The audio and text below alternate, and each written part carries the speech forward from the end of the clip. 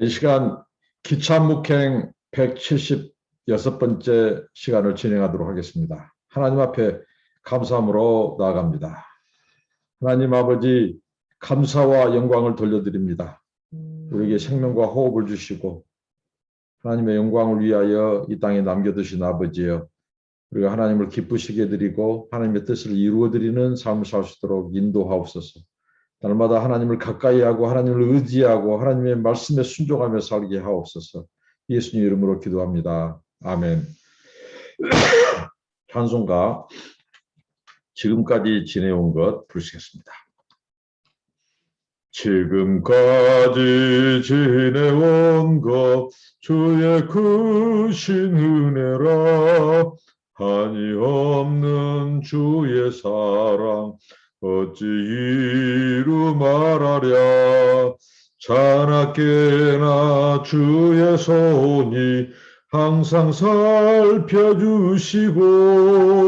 모든 일을 주 안에서 형통하게 하시네. 몸도 마음도 연약하나 세임받아 살았네. 불붙듯이 부시는 주의 은혜 족하다. 사랑 없는 거리에 나 험한 산길에 멸 때 주의 손을 굳게 잡고 찬송하며 가리라. 주님 다시 배올 날이 날로 다가와. 무거운 짐 주께 맡겨 벗을 날도 멀잖네. 나를 위해 예비하신 고향 집에 돌아가 아버지의 품 안에서 영원토록 살리라. 아멘. 하나님의 말씀입니다. 구약성경 계속해서 출애굽기 22장 16절부터 17절 말씀입니다. 출애굽기 22장 16절로 17절 말씀입니다. 여기 말씀을 보면 처녀를 유혹한 사람에 대한 법률을 말씀하고 있고요. 그 다음에 이방 풍습에 대한 규례를 말씀합니다. 이것은 상당히 종교적인 부분이죠. 그 다음에 힘없고 연약한 자에 대한 배려, 이런 사회적인 그 사람과의 관계에서 주시는 법률입니다. 그리고 하나님에 대한 의무에 대해서 오늘 본문에 말씀하고 있습니다. 한번 살펴보도록 하겠습니다. 먼저 6절부터 17절에 사람이 약혼하지 아니한 처녀를 깨어 동침하였으면 납폐금을 주고 아내로 삼을 것이요. 만일 처녀의 아버지가 딸을 그에게 주기를 거절하면 그는 처녀에게 납폐금으로 돈을 낼지니라고 말합니다. 남자가 아직 누구와 정혼하지 않은 처녀를 유혹하여 이런 성관계를 갖게 되면 그 사람은 여자의 아버지에게 여자의 이 몸값을 지불하고 그녀와 결혼해야 한다는 것입니다. 그러니까 책임져라는 것입니다. 결혼하지 않는 처녀를 이제 유혹해서 만약에 동침하게 되면 그 인생 책임져라는 것입니다. 결혼해라고 하는 것이죠. 만약에 이 여자의 아버지가 결혼을 허락하지 않는 경우일지라도 그 남자는 여자의 몸값을 지불해야 한다는 것입니다. 고대 사회에서 처녀성을 잃어버리면 그 사람은 이제 계속해서 그렇게 죽을 때까지 혼자 지내다가 죽게 되었습니다. 그러니까 얼마나 한 여자의 인생을 유린해버린 것인지, 이것은 큰 죄죠. 그 사람이 처녀성을 잃은 이 여자로 낙인찍히면 이제 결혼도 하지 못하고 그렇게 늙어 죽어야 한다는 것이죠. 그래서 거기에 대해서 하나님께서 이렇게 분명하게 이런 여자의 몸값 그리고 책임을 져라 이런 부분을 이렇게 해서 한 연약한 그 여자의 일생이 이 유혹에서 그를 이렇게 동침해서 처녀성을 빼앗아 버린 그 사람이 책임을 지도록 그렇게 하고 그 가족들에게 그 아버지에게 바로 이 납폐금 그러니까 몸값을 지불하도록 했다고 하는 것입니다. 그다음에 종교에 관한 법률로서 18절부터 31절이 이렇게 나오고 있는데 먼저 여기에서 이방 풍습에 대한 규례를 하나님께서 말씀하는데요. 18절부터 20절 말씀을 읽겠습니다. 너는 무당을 살려두지 마라. 짐승과 행음하는 자는 반드시 죽일지니라. 여호와 외에 다른 신에게 제사를 드리는 자는 멸할지니라고 말합니다. 이스라엘 종교, 이스라엘의 여호와 종교, 하나님만을 섬기는 이 이스라엘, 그 언약 백성들에게 주시는 이 말씀, 이스라엘 종교를 유혹할 수 있는 이방 풍습을 금하고 있다는 거죠. 이방 종교들과 관련된 우상 숭배, 이것을 율법은 가증스러운 것들로 규정하고 있습니다. 그래서 이러한 행위로 적발된 자들에게 사형에 처할 것을 말씀하고요. 그다음에 무당을 살려두서는 안 된다. 18절이죠. 짐승과 행음하는 자는 반드시 사형에 처해야 한다. 19절입니다. 다른 신을 숭배하는 자는 반드시 그의 소유와 함께 진멸해야 된다. 이게 골자입니다. 먼저 이 무당 점쟁이를 살려두서는 안 된다고 말합니다. 고대 근동 사회에 있어서 이런 이 점치는 것, 이것은 흔히 행해졌던 종교 행위인데요. 신명기 18장 9절로 14절은 이 부분에 대해서 확고하게 하나님께서 말씀합니다. 네 하나님 여호와께서 네게 주시는 땅에 들어가거든 너는 그 민족들의 가증한 행위를 본받지 말 것이니 그의 아들이나 딸을 불 가운데로 지나게 하는 자나 점쟁이나 기륭을 말하는 자나 아들이나 딸을 불 가운데 지나게 하는 것은 당시 이 몰렉 신에게 제사하는 이방 종교가 들어온 것이죠. 또 점쟁이나 길흉을 말하는 자나 요술하는 자나 무당이나 이렇게 나오죠. 지는 자나 신접자나 박수나 초혼자, 혼을 부른 자죠. 너희 가운데 용납하지 말라. 이런 일을 행하는 모든 자를 여호와께서 가증히 여기시나니 이런 가증한 일로 말미암아 네 하나님 여호와께서 그들을 네 앞에서 쫓아내시리라. 너는 네 하나님 여호와 앞에 완전하라. 네가 쫓아낼 이 민족들은 길흉을 말하는 자나 점쟁이의 말을 듣거니와 네게는 네 하나님 여호와께서 이런 일을 용납하지 아니하시니라. 이게 하나님께서 약속의 땅 가나안에 들어가면 그곳에서 자행되고 있는 이 일곱 족속의 이런 행위들, 그런 아주 가증한 행위들을 하나님께서 아주 단호하게 금하고 있다. 본받지 말라고 하는 것입니다. 이방 신들과 관련되는 이 악행들을 하나님께서 금하고 있고요. 그다음에 짐승과 행음하는 자도 사형에 처해야 된다. 레위기서에서 그걸 말하고 있죠. 짐승과 행음하는 것. 특히 다른 것으로는 이 짐승과 간음한 것에서 수음이라고 말을 합니다. 그러니까 남자가 짐승과 교합해도 죽이고 또 심지어는 그 짐승도 죽일 것을 성경에 말합니다. 또 여자가 짐승에게 가까이하여 교합하도 여자와 짐승을 반드시 죽이라고 말씀합니다. 그들의 피가 자기들에게로 돌아가리라고 말합니다. 이건 하나님의 이 창조 질서, 이 가정 질서, 결혼 제도, 창조 규례를 깨는 행위죠. 자, 여러분 이것을 통해서 우리가 놓고 볼 때 이것은 굉장히 이런 성적인 것과 관련되어 있죠. 그러니까 사람이 이 합법적인 하나님이 내신 창조 질서는 한 남자와 한 여자가 결혼을 통해서 이 부부관계를 맺도록하는 이 질서를 말씀하셨는데 이제 이 성을 쾌락의 도구로 이렇게 이용한 나머지 이제 남자와 여자에게서도 그 쾌락 성적인 이 만족을 갖지 못한 이 인간의 이 죄성과 이 욕망이 이제 짐승과 교합하는 그러니까 아주 가증한 행위죠. 여기에 대해서 하나님께서 이 아주 반드시 짐승과 사람을 죽일 것이라고 말합니다. 신명기 27장 21절은 어떤 짐승이든 교합하는 자는 저주를 받을 것이라고 했습니다. 하나님께서 피조물을 종류대로 만들었어요.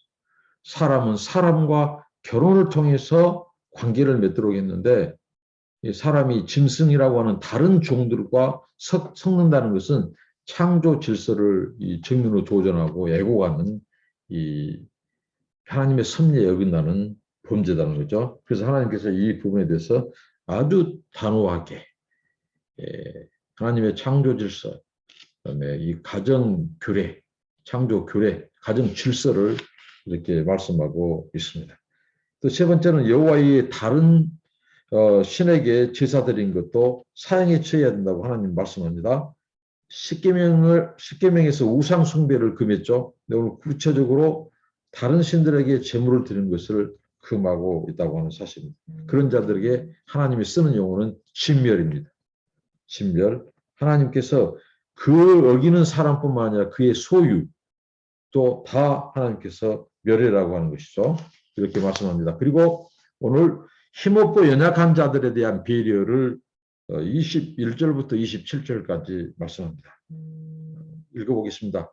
너는 이방 나그네를 압제하지 말며 그들을 학대하지 말라. 너희도 애굽 땅에서 나그네였음이라. 너는 가부나 고아를 해롭게 하지 말라. 네가 만일 그들을 해롭게 함으로 그들이 내게 부르짖으면 내가 반드시 그 부르짖음을 들으리라.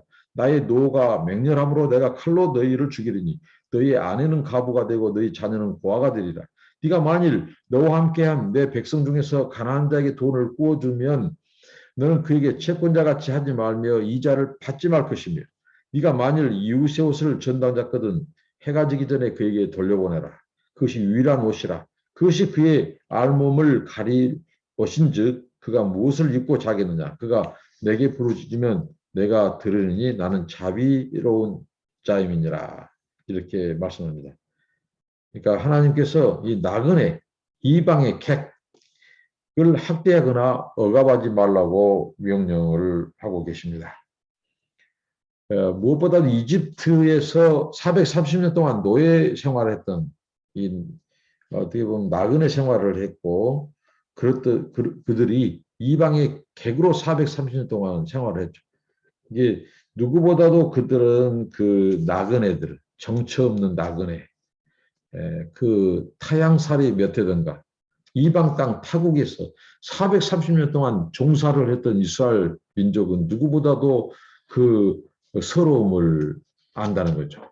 이 자기의 고향과 친척과 고국을 떠나서 먼 타국에서 나그네로 살아가기는 쉽지 않습니다.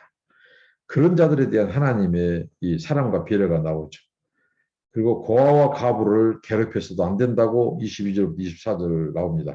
사회에서 가장 의지할 곳도 없고 힘없고 천대받은 자들, 그런 자들, 고아와 가부, 사회의 약자, 또 나그네 이런 자들에 대해서 하나님이 배려하는 거죠. 왜? 사람들이 그들을 인간의 죄성은 사람들이 강한 자에게는 약하고 약한 자에게는 강한. 그래서 연약한 자들을 함부로 대하고 짓밟아버려요. 거기 그런 punk트에 대해서 하나님이 오늘 말씀하시죠. 그러니까 가장 힘없는 자들을 이게 무시하고 짓밟는 그런 시대나 그런 사회, 그것은 건강하지 못한 것이죠. 그래서 하나님께서 그들의 인권을 보호하고 지키려고 이렇게 하나님 말씀을 주셨습니다. 만약에 그 연약한 자들을 무시하고 짓밟고 하는 자들은 하나님께서 어떻게 말씀하십니까? 그들을 고아와 과부로 만들어버리겠다는 경고를 하신다는 거죠. 그러니까 고아와 과부를 이런 의지할 수 없는 연약한 그들을 짓밟고 하는 자들은 도리어 하나님께서 그들을 고아와 과부 만들어요. 그건 무슨 말입니까? 그들의 부인을 생명을 취하겠다. 그리고 그들의 이 자녀들이 바로 이 고아가 되게 하는. 그러니까 그들의 생명을 거두가겠다는 거죠. 그럼 그의 자녀들이 고아가 될 것이라는. 그만큼 하나님께서 매우 단호하게 이 고아, 가부, 나그네들을 지키고 배려하는 것입니다. 고아와 과부는 하나님의 이 심장, 하나님의 이 눈동자를 범한 것처럼 하나님께서 아주 편애할 만큼 하나님께서 그들을 보호하고 계십니다. 나그네도 마찬가지입니다. 자기 나그네들은 특히 우리나라 외국인 나그네들을 보면, 노동자들을 보면 그들이 다 자기 나라에서 자기 부모 형제가 있고 가족들이 있어요. 근데 그들인들 어떻게 타국으로 떠나고 싶겠습니까? 결국은 이 가난 때문에 그 자기 가족들을, 자기 동생들 뒷바라지기 위해서 자기가 본 타국으로 돈 벌러 오는 경우가 외국인 노동자들입니다. 얼마나 안타깝습니까? 가족들끼리 함께 지내고 멀리 떨어지지 않고 싶은 것이 인지상정입니다. 근데 그들 물 썰고 낫 썰고 모든 것이 기후, 문화, 다른 곳에서 자기 가족들을 생각하면서 열심히 일하고 땀 흘려 돈 벌고 있는 그 외국인 노동자들, 나그네들, 그들에 대한 교회의 관심, 우리 그리스도인들의 사랑 실천이 요구됩니다. 그래서 하나님께서 이렇게 단호하게, 하나님은 정말 이 세상에서 의지할 것도 없고 연약하고 가난하고 병들고 정처 없는 자들, 이 나그네들, 이들을 하나님께서는 보호하는데 앞장서시는 분이십니다. 그래서 그들을 하나님께서 압제하거나 그렇게 할 경우에 하나님께서 아주 단호하게 그 자들을 심판하실 것을 말씀합니다. 그리고 하나님께서 이렇게 말씀합니다. 이러한 이 권면, 하나님 말씀을 받아들이지 않을 경우 하나님은 그들의 부르짖음을 들으시고 이들을 벌할 것이라고 말합니다. 그러니까 고아나 과부, 나그네, 사회적인 그런 약자, 이들이 탄식을 하면, 부르짖으면 그것을 하나님이 들으시고 거기에 대해서 하나님이 그들을 그렇게 만든 자들을 벌하실 거라고 말씀합니다. 우리가 이걸 통해서 하나님의 이 성품, 하나님의 이 자비로운 성품, 그것은 인의 헤세드죠. 헤세드. 헤세드의 사랑을 볼 수 있습니다. 하나님의 아주 본질적인 성품이 바로 하나님의 자비, 긍휼, 헤세드입니다. 이러한 그 하나님의 헤세드의 사랑, 이게 나오는 것이 그 뒤에서 계속 나오죠. 그러니까 가난한 자들이 이제 돈을 이제 갚지 못하거나 빌렸을 경우에 이 채무자, 이 채무자로서 이 채권자에게 담보로 이 겉옷을 맡기고 이제 그들이 돈을 빌린다거나 그게 할 경우에 이제 갚지 못하니까 어떻게 합니까? 그들의 이 겉옷을 이 저당 잡는, 담보로 이제 이렇게 이제 저장 잡는 것인데요. 이런 경우 하나님께서 그들의 겉옷을 돌려줘라. 밤이 되기 전에 돌려주라고 말씀합니다. 그것은 무엇입니까? 당시 고대 근동 이 팔레스틴 기후 지형에서 이 밤 시간에는 굉장히 기온이 떨어집니다. 그렇기 때문에 그들의 겉옷, 여기 보면 하나 있는 그 겉옷은 그들이 이불 겸용으로도 쓰는 아주 요긴한 것입니다. 그래서 일과 해가 떨어지고 정말 일교차에 의해서 밤에는 매우 추위가 엄습하는, 그러니까 그들의 옷을 이 저당 잡고 못 갚은다고 돌려주지 않으면 그들은 밤에 추위에서 벌벌 떨고 얼어 죽을 수도 있습니다. 그래서 하나님께서 그들을 배려하면서 그 옷을 돌려주라고 이렇게 말씀합니다. 아모스 선지자는 하나님의 이러한 명령을 무시하고 가난한 자들을 착취하고 약탈했던 그 부자들에게 하나님의 이 진노, 분노를 쏟아부었습니다.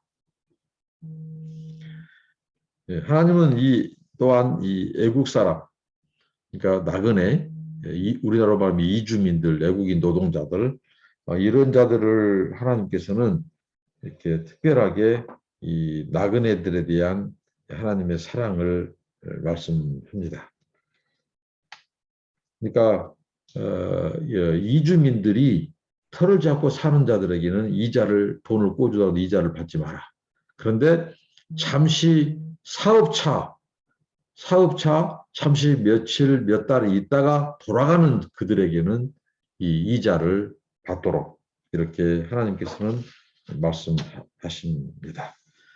하나님께서 얼마나 이렇게 힘없는 자들, 애로운 자들, 약한 자들, 그런 자들을 관심에 두는지.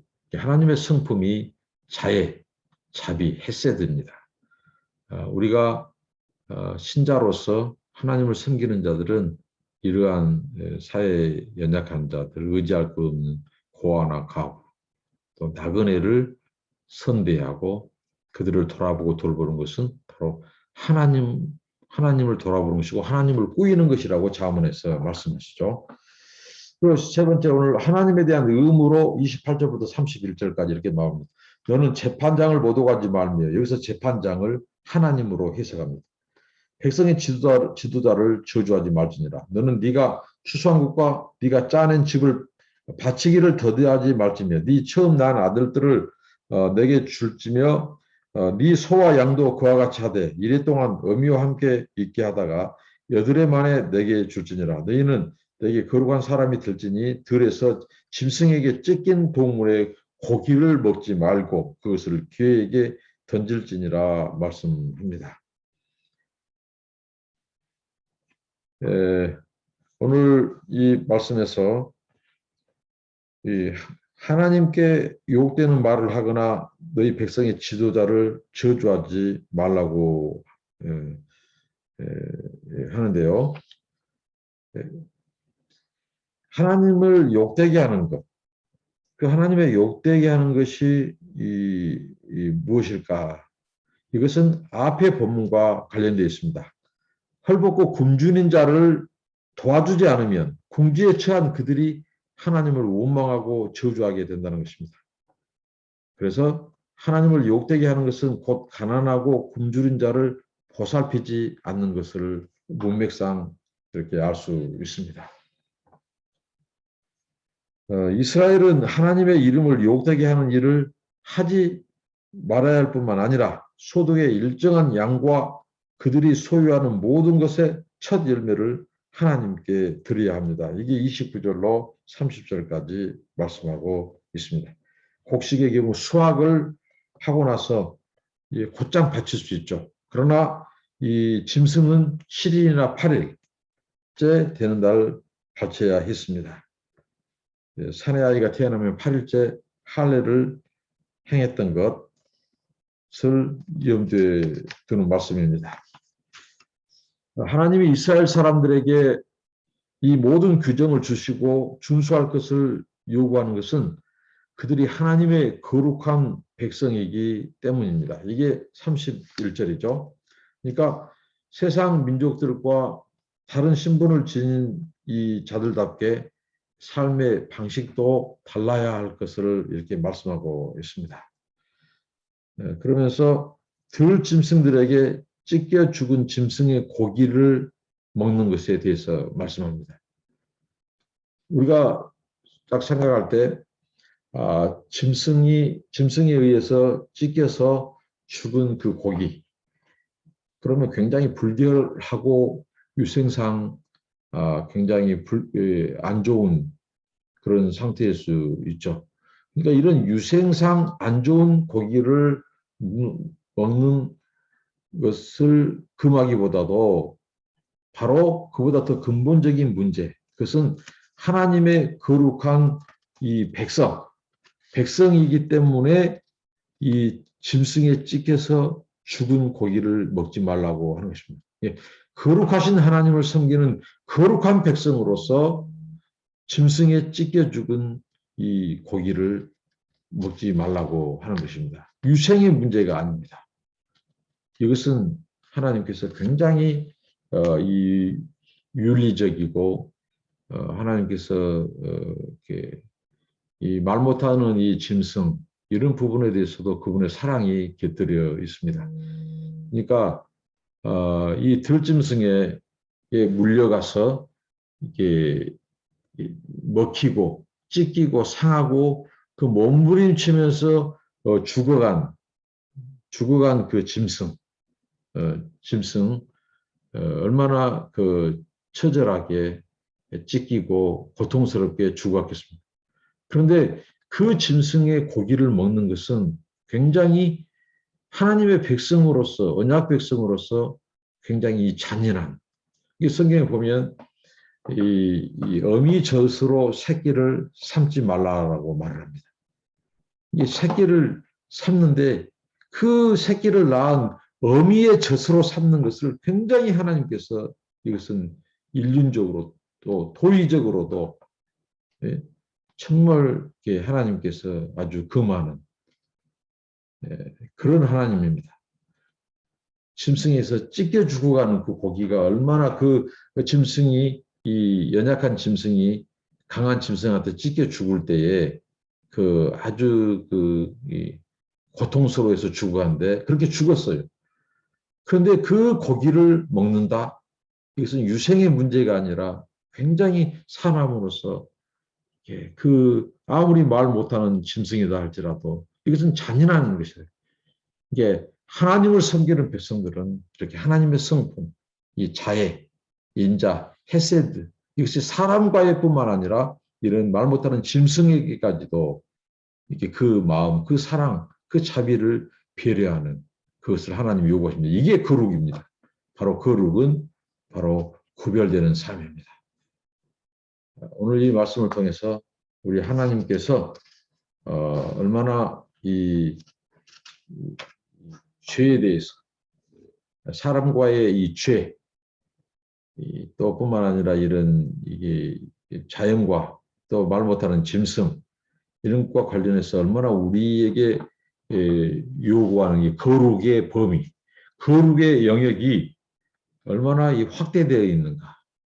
하나님께서 내가 거룩하니 너희도 거룩하라 하신 그 하나님께서 우리에게 거룩함을 요구하는 것은 전 영역적이다. 이렇게 말씀합니다.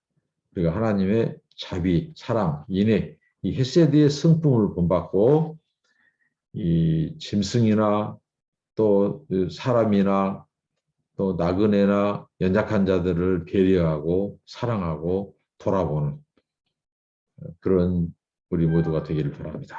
기도하겠습니다. 하나님 아버지, 주님께서 우리가 이 세상 살면서 만나게 되고 겪게 될 그런 많은 상황 가운데서 이렇게 아버지 사람과의 관계 또 연약한 의지할 곳 없는 약자들에 대한 그런 그들에 대한 배려와 사랑 그리고 나그네에 대한 관심 그리고 말 못하는 짐승의 이 의해서 찢기고 죽어간 그 힘없는 짐승에 대한 그 고기를 먹는 문제에 이르기까지 우리가 거룩해야 될 그런 하나님의 백성과 자녀로서 이 거룩의 범위와 거룩의 영역과 우리 삶의 거룩의 이런 부분들을 하나님이 깨우쳐 주셔서 감사합니다. 우리에게 하나님의 인자와 사랑과 자비의 마음으로 사람들을 대하고 연약한 자들을 무시하지 않고 인권을 존중하고 그리고 힘없고 말 못하는 그런 짐승들에게까지도 하나님의 헤세드, 사랑, 자비를 실천할 수 있는 저희가 되게 하옵소서. 예수님의 이름으로 기도합니다. 아멘. 여러분 감사합니다. 축복합니다.